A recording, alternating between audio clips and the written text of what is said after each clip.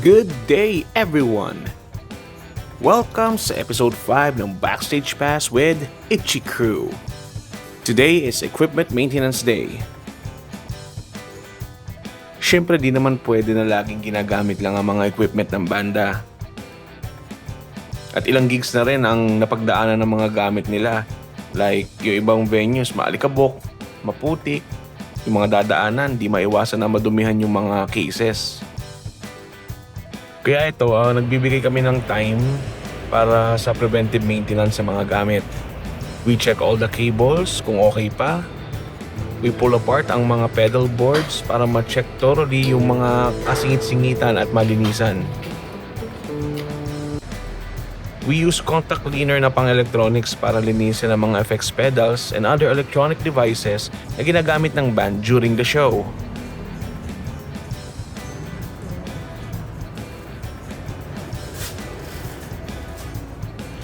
We clean and polish the drum gear, lalo na yung cymbals.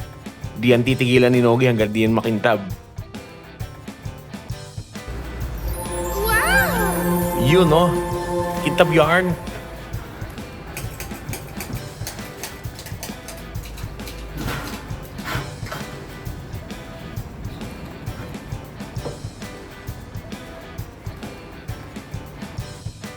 Nililinis din namin ang mga cases.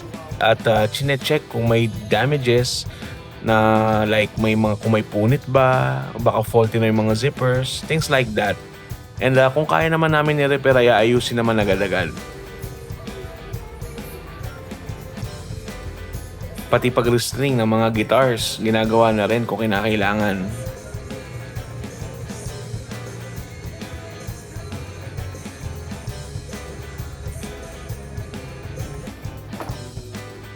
Pag may problem minsan ng isang pedal, we have spares para palitan muna yung may defect habang nire-repair ito.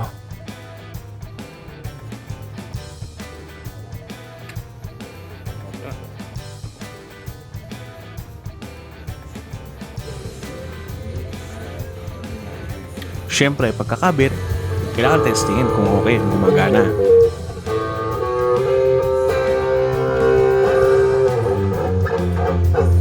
Ayan, ino-organize na ang storage at nililinis para maayos naman yung tutulugan ng mga equipment ng band.